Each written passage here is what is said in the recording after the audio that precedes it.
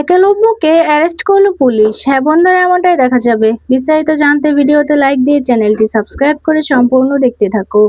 গল্পের শুরুতেই দেখা যাবে রাঙার দাদাকে প্রশ্ন করাতে রাঙার দাদা সবকিছু বলছে। তখন সম্রাট বলছে, তাহলে তুমি নিজের দাদা হয়ে কি করে রাঙামতিকে এভাবে ফাঁসালে? এসব কাজে কি করে ফাঁসালে বলো? তখন দেখা যাবে রাঙার দাদা বলছে, এছাড়া আমার কোনো উপায় ছিল না, আমি জানতাম না এসব কিছুর পেছনে রাঙা জড়িয়ে পড়বে, আমি সত্যিই জানতাম না।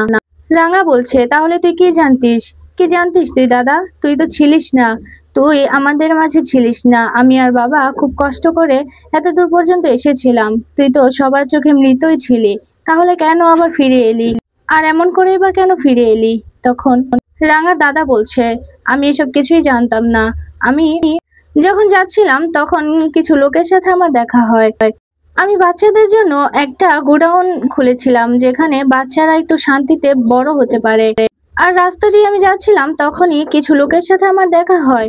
তখন সেই লোকগুলো আমাকে বলছে, আপনি যে আহিরির হয়ে কাজ করেছেন, আপনি যে বোম ব্লাস্ট করিয়েছেন, আপনি কি জানেন সেসব কিছুর পেছনে কে আছে? কাকে মারার জন্য বোমটা ফিট করেছিলেন আপনি? তখন রাঙার দাদা কিছু বুঝতে পারে না। তখন রাঙার দাদা বলছে, কার জন্য?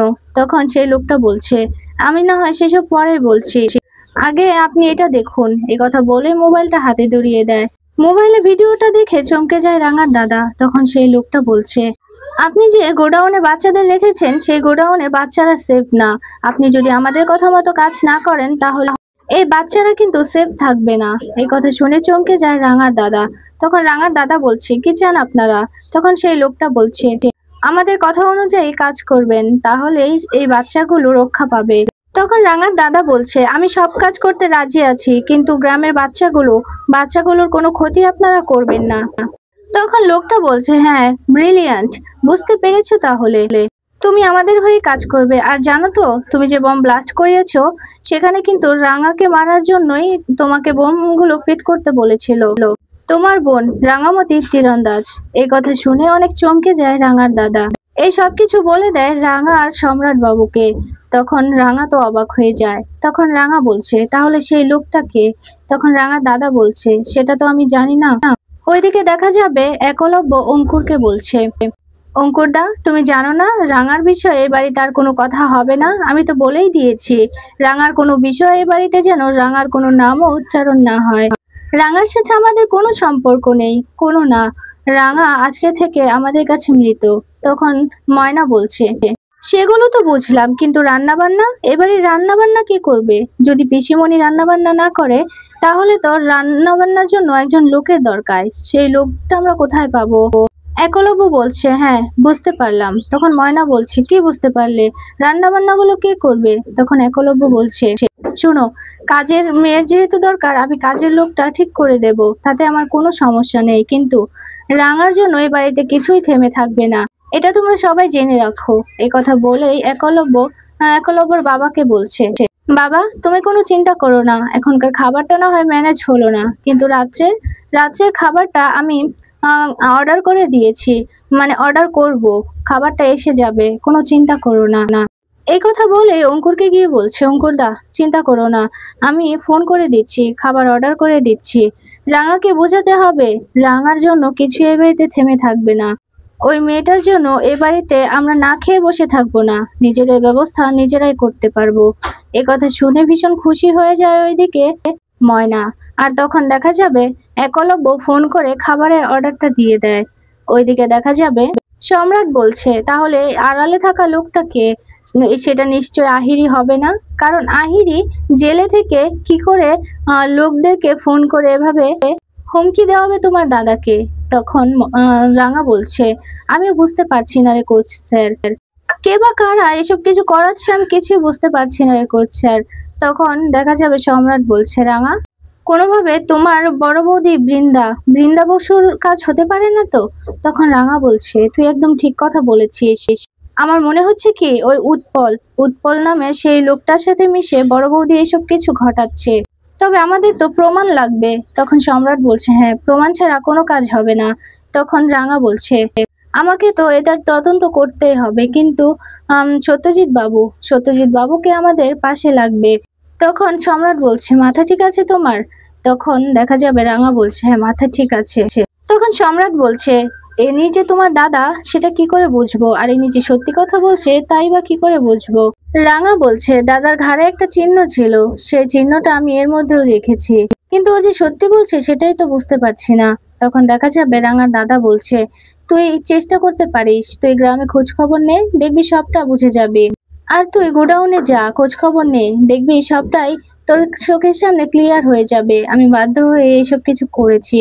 তখন রাঙা বলছে আমারও তাই মনে হচ্ছে, কিন্তু আমার তো এসব কিছুর জন্য এখন সত্যজিৎ বাবুর হেল্প দরকার। তখন সম্রাট বলছে মাথা ঠিক আছে তোমার রাঙা?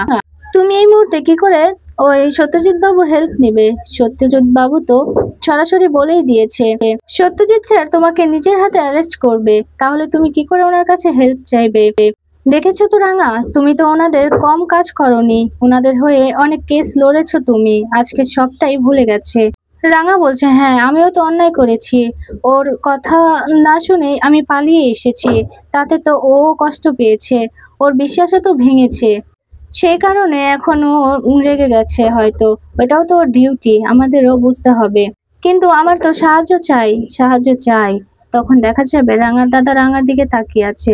রাঙা সম্রাটকে বলছে আর কিছু করার নেই রে কোচ্ছার, আমাকে যে করে হোক এখন সত্যজিৎ বাবুর হেল্প নিতেই হবে।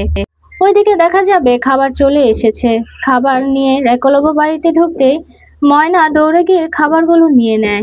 এদিকে এসব কিছু দেখে ভীষণ খুশি হচ্ছে বৃন্দা, হাসছে। ওইদিকে ময়না খাবারগুলো নিয়ে টেবিলে চলে গেছে, টেবিলে নিয়ে গিয়ে খাবারগুলো গোছাচ্ছে।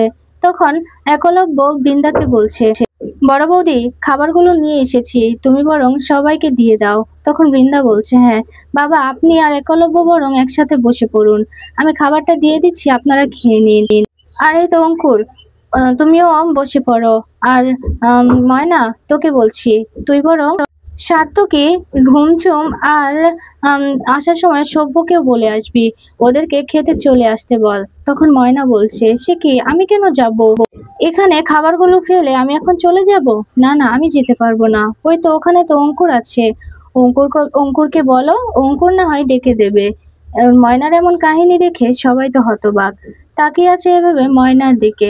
তখন বৃন্দা হেসে অঙ্কুরকে বলছে হ্যাঁ ঠিক আছে অঙ্কুর, তুমি বরং যাও, তুমি গিয়ে সবাইকে ডেকে আনো, আর বাবা আপনিও বসে পড়ুন। তখন একলব্যর বাবা বলছে আক্কু, তোর মাও কি এসব খাবার খাবে নাকি? তুই জানিস না তোর মায়ের অনেক অনেক নিয়ম দিয়েছে, চার্ট করে দিয়েছে ডক্টর, তাহলে এসব খাবার কি করে খাবে? তখন একলব্য বলছে বাবা তুমি কোনো চিন্তা করো না, মায়ের জন্য আমি খাবার অর্ডার করেছি, আমি স্যুপ অর্ডার করেছি মায়ের জন্য, তোমরা বরং খেতে যাও, আর মায়ের জন্য স্যুপটা নিয়ে যাবে বড় বৌদি। বড় বৌদি তুমি বরং মাকে স্যুপটা খাইয়ে আসো। তখন বৃন্দা বলছে হ্যাঁ হ্যাঁ আমি স্যুপটা নিয়ে যাচ্ছি মায়ের ঘরে, আপনারা সবাই বসে পড়ুন। কথা বলাতেই তখন ওইদিকে দেখা যাবে ময়না খাবারটা বাড়ছে, আর তখন বৃন্দা একলব্যর বাবাকে বলছে কি হলো বাবা, আপনি বসে পড়ুন, আমি মাকে খাবারটা দিয়ে আসি।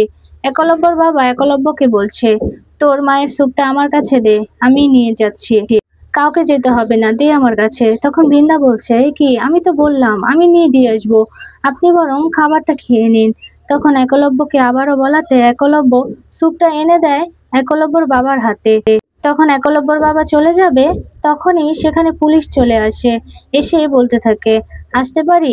পুলিশ অফিসারদের দেখে তো অনেকটাই চমকে যায় সবাই, একলব্যও তাকিয়ে আছে।